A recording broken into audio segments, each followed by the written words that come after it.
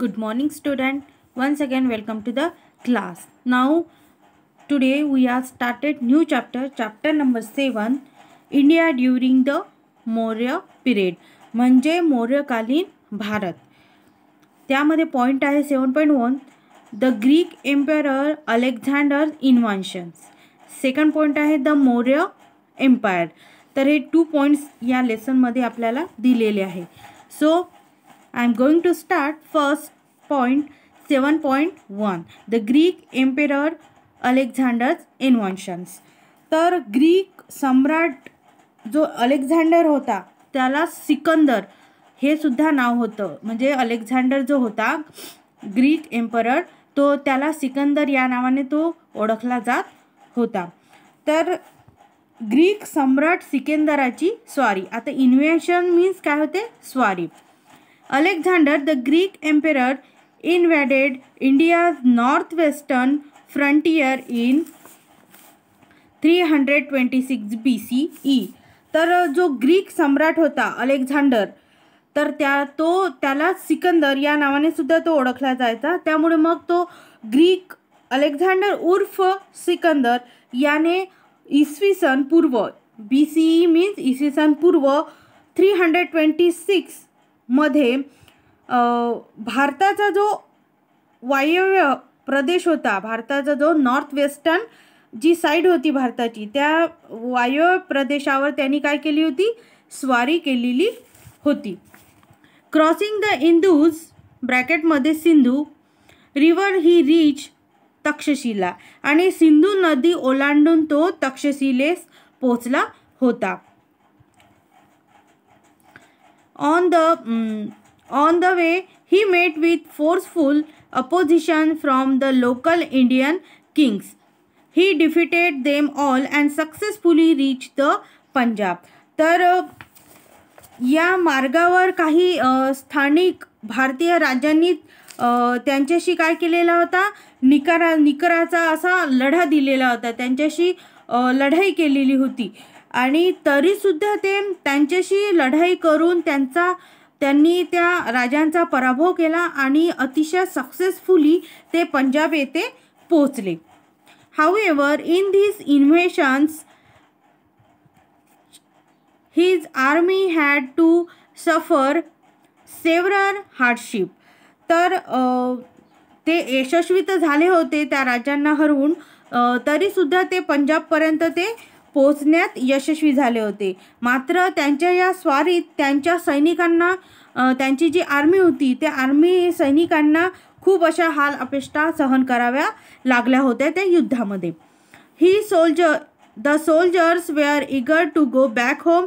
They rebelled again Alexander and he was force to turn back. तर त्यांना त्यांच्या गावी जायचं होतं, त्यांच्या मायदेशी परतायचं होतं. त्यामुळे त्यांना म्हणजे मायदेशी जाण्याचे त्यांना वेध लागले होते आणि त्यांनी त्यांच्या विरुद्ध असे बंड पुकारले होते. म्हणजे की आम्हाला घरी जायचं आहे. आता सिकंदराला माघार घेणे भाग होते. त्यामुळे मग सिकंदराने काय केलं मीन्स अलेक्झांडर यांनी त्यांचा आर्मीचा जो फोर्स होता की त्यांना आता घरी जायचं आहे तर त्यांचा फोर्स घेऊनच ते काय म्हणजे घरी पोचले. म्हणजे त्यांच्या विरुद्ध त्यांचा जो आर्मीनी बंड पुकारलं होतं घरी जाण्यासाठी तर त्यांना माघार घ्यावीच लागली. He therefore appointed Greek officers to administer the conquered territories. They were called satraps. तर भारतातील जे जिंकलेले प्रदेश होते त्या जिंकलेल्या प्रदेशांच्या व्यवस्थेसाठी त्यांनी एक ग्रीक अधिकारी जो होता तो नेमला होता आणि त्यांना सत्रप असे म्हटले जाते. जो ग्रीक अधिकारी नेमला होता त्याला सत्राप्स असे म्हटले जाते. He started his return journey but died on the way back in 323 BCE at Babylon. Today Babylon is in Iraq. तर त्यानंतर तो परत फिरला आणि वाटेत जो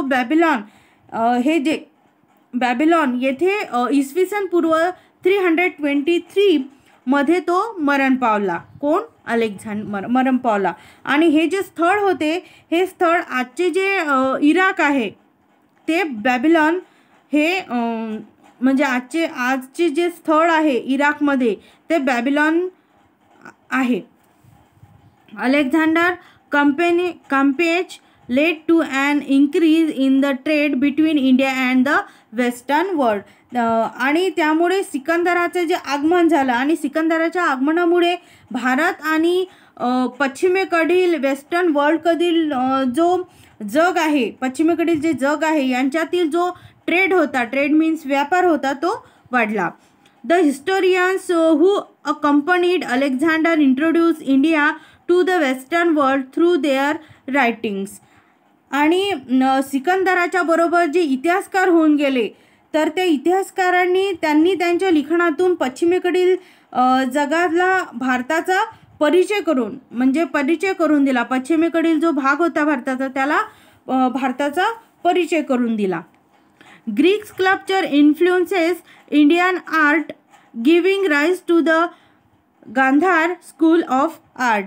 आणि ग्रीक मूर्तिकलेलाच त्यांनी भारतीय कलाशैलीवर प्रभाव पडला त्या ग्रीक मूर्तिकलेचा. आणि त्यातूनच पुढे जे गांधार आहे, ते गांधार नावाच्या कलाशैलीचा तिथे उदय झाला.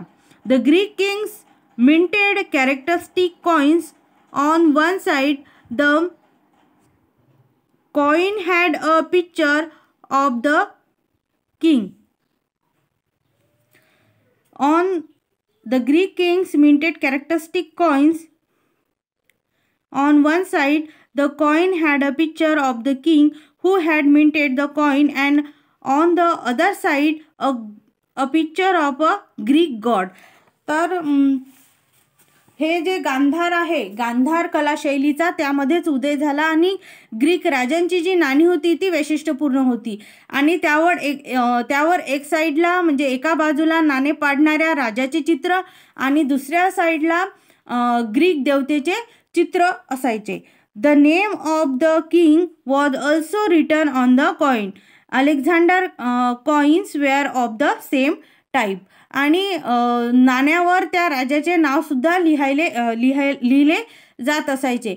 म्हणजे एक साईडनी राजाचे चित्र आणि दुसऱ्या साईडला ग्रीक देवचे चित्र, आणि त्या राजाच्या चित्राच्या खाली त्या राजाचे नावसुद्धा लिहिले जात असायचे. आणि सिकंदराची नाणी ही अशाच प्रकारची होती.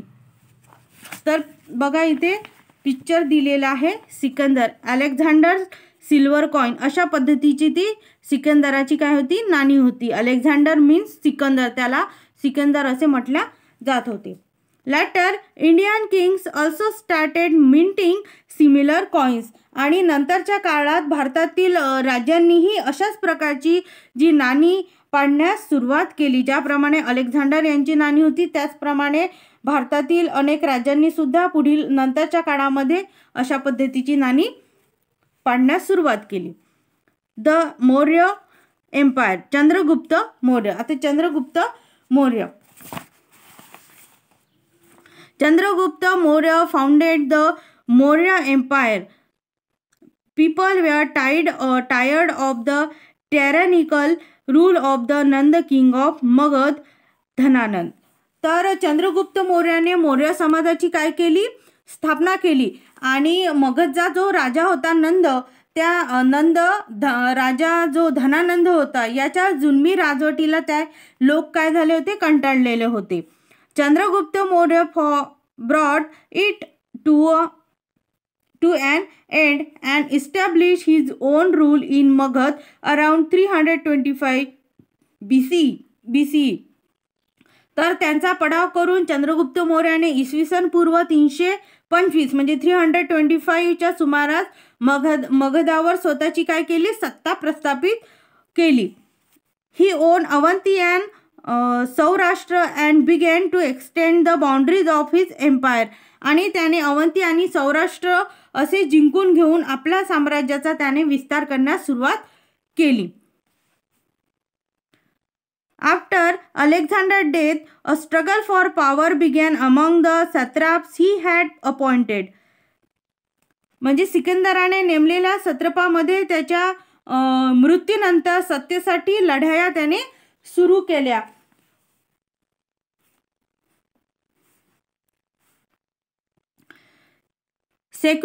Seleucus Seleucus Nicator was Alexander's general. आता सेल्युकस निकेटर हा सिकंदराचा सेनापती होता, जनरल होता. He became the king of Babylon after Alexander death. He invaded the north west frontier region of India and the Punjab. आणि सिकंदराच्या मृत्यूनंतर तो बॅबिलॉन जो देश होता त्या बॅबिलॉनचा राजा झाला होता आणि त्याने वायव्य भारत आणि पंजाबवर सुद्धा आक्रमण केले. Chandragupta Maurya successfully resisted his aggression. आणि चंद्रगुप्त मौर्याने त्यांच्या आक्रमणाचा यशस्वी असा प्रतिकार केला.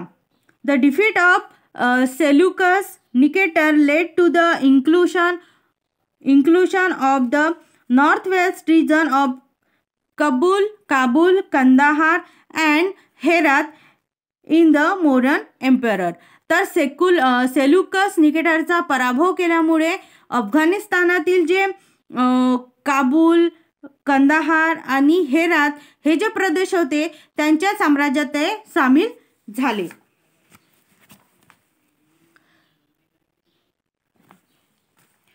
मेगाथिनीस Seleucus Nicator's ambassador stayed back at Chandragupta Maurya's court. आणि मेगाथिनीस हा सेल्युकस निकेटरचा काय होता, राजदूत होता. ॲम्बॅसडर मीन्स राजदूत. आणि चंद्रगुप्त मौर्याच्या दरबारात तो राहिला होता. He book Indica is an important source for the study of India during the Maurya period. आणि त्याच्या इंडिका या ग्रंथातील हे वर्णन आहे आणि मौर्यकालीन भारताच्या अभ्यासाचे महत्त्वाचे हे साधन आहे. There is an inscription stating that Emperor Chandragupta Maurya had built a dam called Sudarshan near Junagadh in Gujarat state. आणि गुजरात राज्यातील जो जुनागड आहे त्याच्या जुनागड जवळच सम्राट चंद्रगुप्त मौर्याने सुदर्शन नावाचे एक धरण बांधलेले होते आणि तसा उल्लेख त्याने या शिलालेखमध्ये म्हणजे या इन्स्क्रिप्शनमध्ये केलेला आहे. तर आपण नेक्स्ट पिरियडमध्ये आपण एम्पेरर अशोका हे बघायचं आपल्याला आणि यावर आधारित काही हार्डवर्ड्स आहे आणि क्वेश्चन आहे ते आपल्याला आता बघायचे आहे.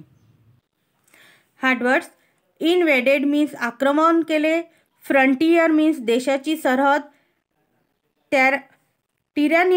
टिरॅनिकल मीन्स जुलमी, ॲग्रेशन मीन्स कुरापत, ॲम्बॅसेडर्स मीन्स राजदूत. तर हे हार्डवर्ड्स तुम्हाला राईट डाऊन करायचे आहे आणि यावर आधारित काही क्वेश्चन आहे. Answer in one sentence. First आहे, why did the satraps begin to fight among themselves. तर सत्रपामध्ये लढाया का सुरू झाल्या. त्याचे आन्सर आहे, the satraps fought among themselves due to a struggle for power after the death of Alexander. कारण अलेक्झांडरची डेथ झालेली होती आणि त्यांना स्ट्रगल करावं लागत होतं पॉवरसाठी, त्यामुळे मग सत्रपामध्ये लढाया सुरू झाल्या. तर हे जे क्वेश्चन आहे ते तुम्हाला परत 2 टाइम्स राईट डाऊन करायचं आहे. नेक्स्ट क्वेश्चन आहे, which territories were conquered by Chandragupta Maurya. म्हणजे कोणत्या टेरिटरीज चंद्रगुप्त मौर्य यांनी जिंकल्या होत्या. Chandragupta Maurya conquered Avanti and Saurashtra. तर हे सुद्धा तुम्हाला 2 टाइम्स राईट डाऊन करायचं आहे. नेक्स्ट क्वेश्चन आहे, कॅन यू एक्सप्लेन. म्हणजे आपल्याला तुम्हाला काय करायचं आहे, सांगायचं आहे. फर्स्ट आहे सत्राप. आता सत्रापबद्दल सांगायचं आहे. आन्सर आहे, satrap were the Greek official deputed by Alexander while returning to Greece to administer the conquered territories. हे सुद्धा तुम्हाला परत 2 टाइम्स राईट डाऊन करायचं आहे. नेक्स्ट आहे सुदर्शन. सुदर्शन आन्सर आहे, सुदर्शनबद्दल इन्फॉर्मेशन द्यायची आहे. Sudarshan was a dam build by Chandragupta Maurya near Junagadh in Gujarat. जे चंद्रगुप्त मौर्य यांनी सुदर्शन हे जे डॅम आहे ते बिल्ड केलेलं होतं जुनागड येथे जे गुजरातमध्ये आहे ते. तर हे सुद्धा तुम्हाला 2 टाइम्स राईट डाऊन करायचं आहे. आणि जो एक क्वेश्चन आहे तो तुम्हाला असाइनमेंटमध्ये मी देणार आहे. सो हे क्वेश्चन आणि आन्सर तुम्हाला राईट डाऊन करायचे आहे आणि लर्न सुद्धा करायचे आहे. सो क्वेश्चन नंबर 3 जो आहे रिकॉल अँड डिस्क्राईब हा तुम्हाला असाइनमेंटमध्ये देणार आहे. So good day and goodbye student.